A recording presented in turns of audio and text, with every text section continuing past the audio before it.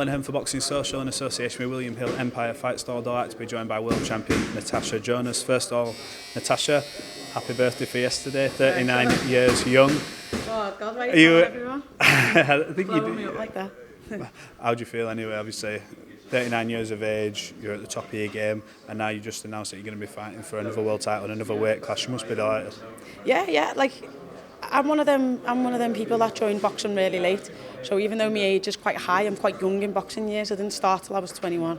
So yes, I have been boxing for like nearly 20 years now, but it's not like I'm 10 and I'm finishing at 35. You know, the normal boxing story. It's like I'm quite young still in boxing, in a boxing sense, and I still haven't got to that performance where I think, you know what, I'm never going to get better than that. Or I'm not in. I go through sessions where I think, nah, I don't need to improve on that. So I'm still learning, I'm still improving, and yeah, I just got to keep improving so that until I stop or decline or feel that I can't do it anymore or just don't enjoy it, that's when I'll stop. How good's that though? The fact that you picked up them world titles last year, and obviously you're starting this year, you're going to be fighting for another world title. You can become a two-weight world champion. Did you ever think maybe, after the Terry Harper fight and everything that went on there, did you ever think this would be possible? Because you've climbed some mountain, really. Yeah, listen, I take every opportunity that comes to me with gratitude, because there was times when I was literally begging for fights and on small halls and just waiting for a break and just couldn't get it. For whatever reason, other fighters were going elsewhere, and and I don't blame them. I was a lot of risk for very little reward. But now, when you're at the top of the game, you hold all the pull, and now that same you've got the options of where you want to go and what's best for you, and that's what I do, to be honest. It must be great to be on the flip side of that, because like I said, you were on the other side of it, and now you are high risk but high reward because you hold all the marbles. Look, Candy White, she's the girl you're going to be fighting for the belt in not too distant future.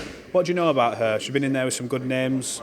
She won't lay down. It'll be a really tough fight for you. Yeah, there's not much stuff to see. Obviously, I know the result with Babington. I've seen it against the Southpaw. I've seen the most notable fight that's around is the McCaskill one. Yeah, look, I've underestimated people before, and it didn't work out well for me. And I'll never do that again. So I prefer the best that I can, and present the best version of myself for whoever's in front of me. You've always said, look, weight, I'll go up and down the weights, whatever, let's just get me the belts. Now, you went and stepped up to that weight.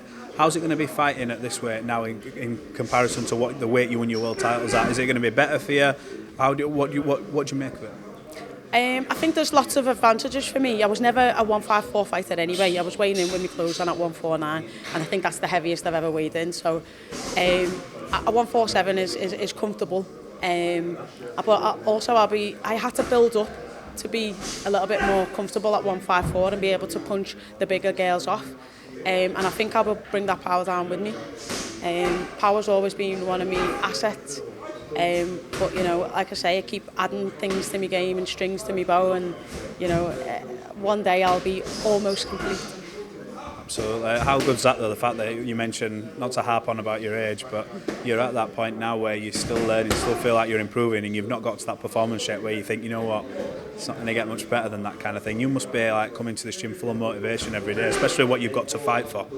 Yeah, I think once you've got that champion status, you're champion, you've got a bit of confidence. You get the confidence that you get from it comes in the gym, and the stuff that every day I'm coming in, there's Charlie, there's Jack Massey, there's people that I'm learning from all the time, Paul Butler, and I see things and I think, right, I'm going to try that. Some things work and some things don't, but I've got that experience and that depth of knowledge and everything that they do to pick up and take from. Do you think what do you think is going to be your sort of peak, and when you get to that point, what is it left to achieve? You're going to go to another weight, touch wood, you'll come out on top, be a two-weight world champion, Ring magazine titles there. you've pretty much done and got the best or the most that you can get out of your career. Have you seen a fight that's down the line or something that you, not that you're overlooking this opponent, because I know you're not, you know, you've already said you won't do that ever again kind of thing, but is there an apex? Is there that thing you've seen in maybe a fight or two's time where you're like, you know what, that'll be it, that's what I've got my sights set? Yeah, I think there's two notable fights, and I think one is the revenge fight with Katie. The other is a fight with Chantelle. Chantelle Cameron for me is the best fighter that we've got, and maybe the best fighter pound for pound. She's defeated 2 undisputed champions in McCaskill, in Katie, and she's the fighter that everyone's chasing. And yeah, I think that's a great fight, and obviously the revenge of Katie. What about the other fighters in that division? We've got, I think, Sandy Ryan and potentially fighting McCaskill for the belts. Either of them two interest you? They'd be cracking fights. It's such a good division, really is. We've tried with McCaskill. I think there was back and forth, and this is not the first time we've tried it. Like, we've tried 2 or 3 times. I think she's now agreed to fight Sandy in at least one of the fights that she's signed. I don't know if she's got a 3 or 4 fight deals. I think they're going to fight eventually. The outcome of that fight may be that may be an option. There's a business behind boxing, which is the fights that the fans want to see, the fights that Sky want to put on, and the events that Sky want to put on, the fights that make sense for boxer, and then the fights that I want. So somewhere we've got to come to a happy medium. What's the biggest sort of lesson you've took out of boxing? You've experienced everything. We've mentioned the highs, the lows, you're back on a high kind of thing. What's the biggest lesson or advice you could give to a fighter? You've been you've had Hannah in the gym, for example. She'll be turning over pro at some point. What would be the best bit of advice you could give someone who's looking to turn pro, who's experienced what you have?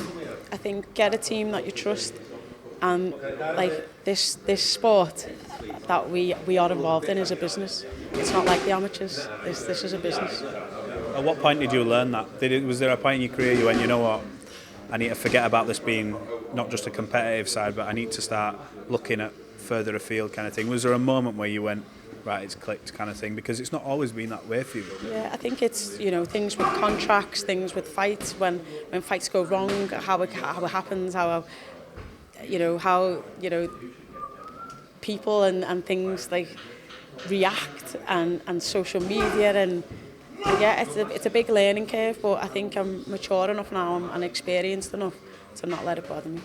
Absolutely. Right, let's sign it off with this. Have you got a message to all your fans, the ones who stuck by you and the ones who'll be supporting you in a couple of weeks to see you try and become a 2-weight world champion? Yeah, thank you. Thank you for sticking with me. Thank you for believing in me, and thank you from the bottom of my heart. Natasha Jonas, always a pleasure. We'll catch up hopefully after your fight. Cheers, nice one.